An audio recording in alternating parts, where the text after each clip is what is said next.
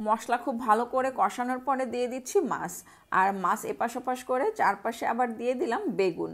সবশেষে ধনেপাতা কুচি দিয়ে নামিয়ে নেব। প্রিয় দর্শক, আসসালামু আলাইকুম। আজকে খুব মজাদার একটা রেসিপি শেয়ার করব। বেগুন দিয়ে শোল মাছের মাখা মাখা ঝোল করব। এ কারণে আমি এখানে বেগুন কেটে নিয়েছি, আর বেগুনগুলোকে একটু চিড়ে চিড়ে নিয়েছি যাতে করে ভেতরে মশলাটা খুব ভালো করে যায়। আর এখন বেগুন এবং মাছ খুব ভালো করে ধুয়ে নিয়েছি। গরম পানি দিয়ে মাছগুলোকে খুব ভালো করে ধুয়ে নিয়েছি। চুলায় একটা কড়াই বসিয়ে দিয়েছি, হাফ কাপ পেঁয়াজ কুচি আর কাঁচামরিচ ফালি দিয়েছি। এখন পেঁয়াজটা একটু হালকা করে ভেজে নেব যাতে করে পেঁয়াজটা পুড়ে না যায়। এ কারণে সামান্য একটু গরম পানি দিয়ে দিলাম। দিয়ে দিব একে একে সব মশলা। হলুদ গুঁড়া হাফ চামচ, মরিচের গুঁড়া হাফ চামচ, ধনে গুঁড়া হাফ চামচ, লবণ পরিমাণ মতো, জিরা বাটা এবং রসুন বাটা দিয়েছি হাফ চামচ করে।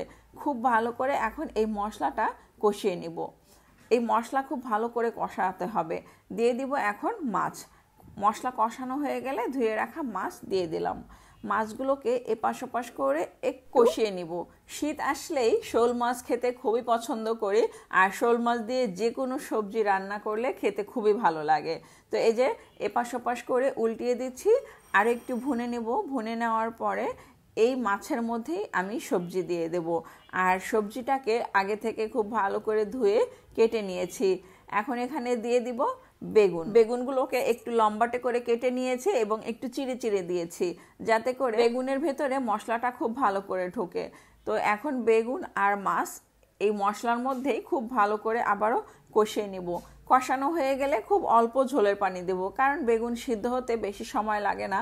আর বেশি ঝোলের পানি দিয়ে দিলে পানসে হয়ে যায়, তরকারি খেতে ভালো লাগে না। তো আমি এখানে 2 কাপের মতো ঝোলের পানি দিয়ে দিলাম, আর এখন ঢাকনা দিয়ে ঢেকে দেব। ঢাকনাটা সরিয়ে নিয়েছি, আর এখন এখানে দিয়ে দিব ধনেপাতা কুচি। সবশেষে ধনেপাতা কুচি দিলে যে কোনো তরকারি এখন খেতে ভীষণ মজার হয়। তো এই যে হয়ে গেছে, আর যেহেতু একটু মাখা মাখা ঝোল রাখবো, এখনই ধনেপাতা কুচি দিয়ে দিচ্ছি। ধনেপাতা কুচি দিলে যে কোনো তরকারির স্বাদ আরও দ্বিগুণ বেড়ে যায়, খুব সুন্দর একটা ফ্লেভার আসে। তবে অনেকে ধনেপাতা খেতে চান না, তারা যেটা করবেন এই ধনেপাতার পরিবর্তে জিরা গুঁড়া, ভাজা জিরা গুঁড়া দিয়ে দিলেও খুব সুন্দর একটা ফ্লেভার আসে। তো এই যে হয়ে গেল মজাদার রেসিপি, শোল মাছ দিয়ে বেগুন মাখা মাখা ঝোল। খেতে ভীষণ মজার।